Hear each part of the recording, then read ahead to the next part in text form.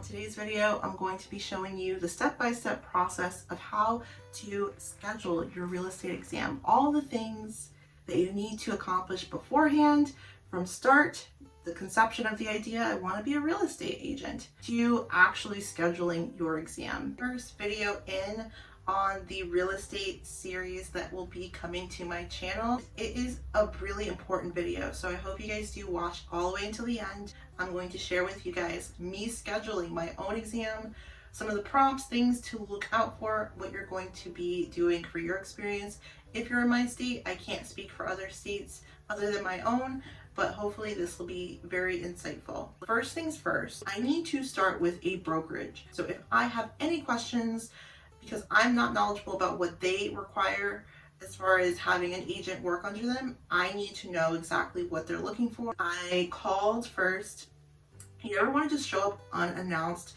A lot of times a real estate office, they do want you to call ahead, CEO or the co-CEO of the company, which was great. She was so nice, and she's been great through the whole process. I sat down, it was like kind of like an interview. That's when she gave me my next steps. Outside of the breakdown of commission and all that, how do you become a licensed realtor so you can work for this company? The first thing I was given was the name of the real estate school that I needed to do my 40 hours. I think that it varies. It could be 40 hours, I think up to 60 hours in some states.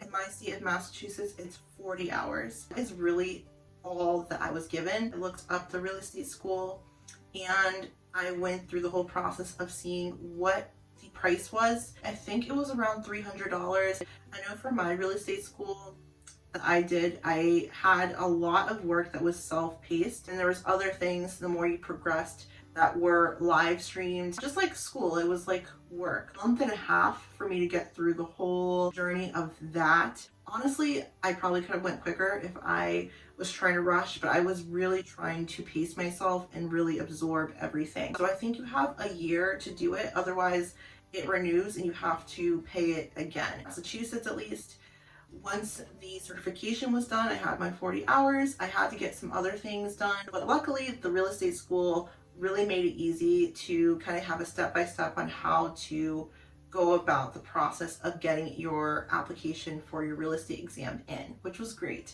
You're going to need that certificate, obviously, from the real estate school, proving that you got your 40 hours. Also, they're going to need a small little passport size picture of yourself attached to the application. Endorsements, you're going to need, in my case, I think I needed like 5 endorsements. And then also you're just going to need to do a Corey check, which is going to be a background check to make sure you are not a felon, that you are legal to work, and just you fall under all the guidelines. But 9 times out of 10, at least for mine, I needed to get notarizations. So if you're not sure what that is, you basically have to go to the post office, go to your bank. I think the post office offers it, but I know the bank does it for free if you are a member. The bank teller will go through the pages and they'll be able to stamp it if it needs like a signature notarized.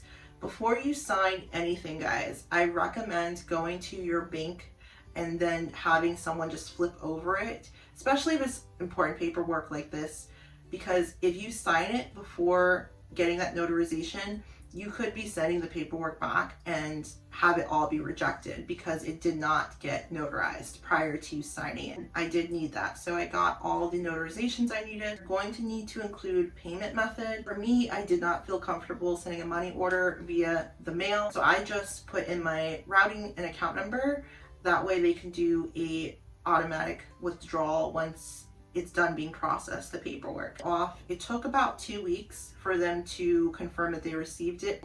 And then I finally got another email saying that they were processing my payment, which was great. That told me that everything was good. There was nothing missing. I finally got the email confirming that I could schedule my exam date. Before I get into the actual nitty-gritty of how it looks to schedule the exam, that is important, guys. Like, realize that it's not going to be an overnight process. This is the part of the video you guys have been waiting for. Below, it'll have like a link, a blue hyperlink that you can click, and it'll take you straight to the next website where you actually schedule the exam. Payment ready, so you are ready to, submit that payment at the end of everything. Right now I'm going to inject some clips of the step-by-step of how I scheduled it. So this is what the screen looks like for scheduling the real estate exam. Yes, I'm in Massachusetts, and just so you guys have an idea of what it looks like once you have everything done, your paperwork, endorsements, Corey, all that